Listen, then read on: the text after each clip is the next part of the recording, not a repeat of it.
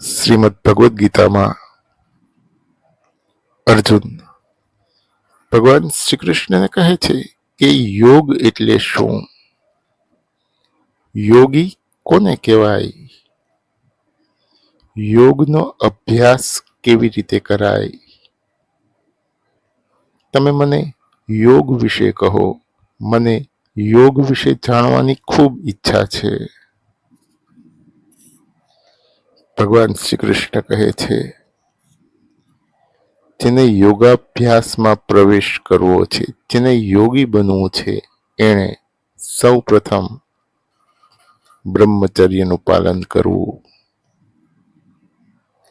યોગાભ્યાસ માટે કોઈ એક એકાંત સ્થળ પસંદ કરવું અને ત્યાં જમીન ઉપર આસન પાથરી તેના ઉપર બેસી શરીર સ્થિર કરી ગરદન અને મસ્તકને સીધા રાખી નાસિકાના અગ્રભાગ ઉપર નજર રાખી મારું ધ્યાન કરવું.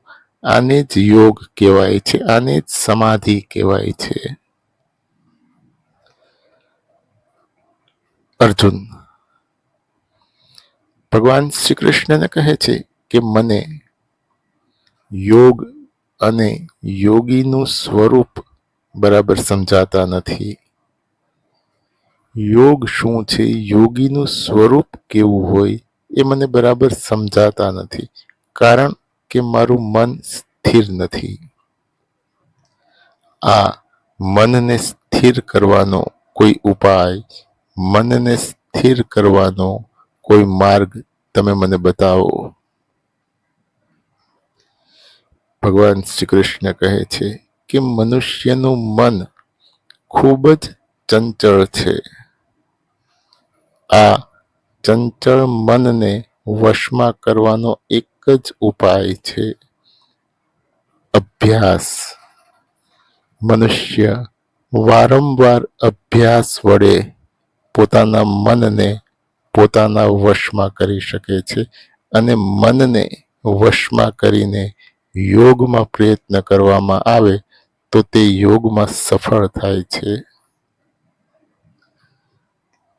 અર્જુન ભગવાન શ્રી કૃષ્ણને કહે છે કે કેટલાક મનુષ્ય યોગમાં સિદ્ધિ પ્રાપ્ત કરી લે છે અને પછી કોઈ કારણસર એ ભ્રષ્ટ થઈ જાય છે. તો આવા યોગીને કેવી ગતિ મળે છે, મૃત્યુ પછી એ જીવ ક્યાં જાય છે, એનું શું થાય છે? ભગવાન શ્રી કૃષ્ણ કહે છે, યોગ અને સિદ્ધિથી ભ્રષ્ટ થયેલા સાધકનું કોઈ પણ કાળે કોઈ પણ જાતની ખરાબ ગતિ થતી નથી. આવો યોગ ભ્રષ્ટ સાધક મૃત્યુ પછી એ જીવ કોઈ પુણ્યશાળી લોકમાં જાય છે, સ્વર્ગલોક જેવા કોઈ પુણ્યશાળી લોકમાં જાય છે અને ત્યાં ઘણો સમય રહ્યા પછી એનો પૃથ્વી ઉપર કોઈ ધર્મપ્રેમી ધનિકને ત્યાં અથવા તો કોઈ ઋષિકુળમાં એનો જન્મ થાય છે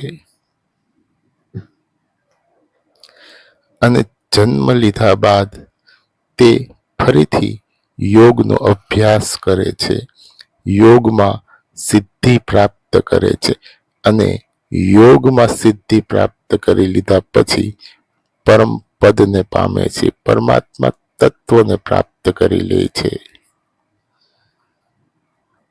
હવે સાંભળ,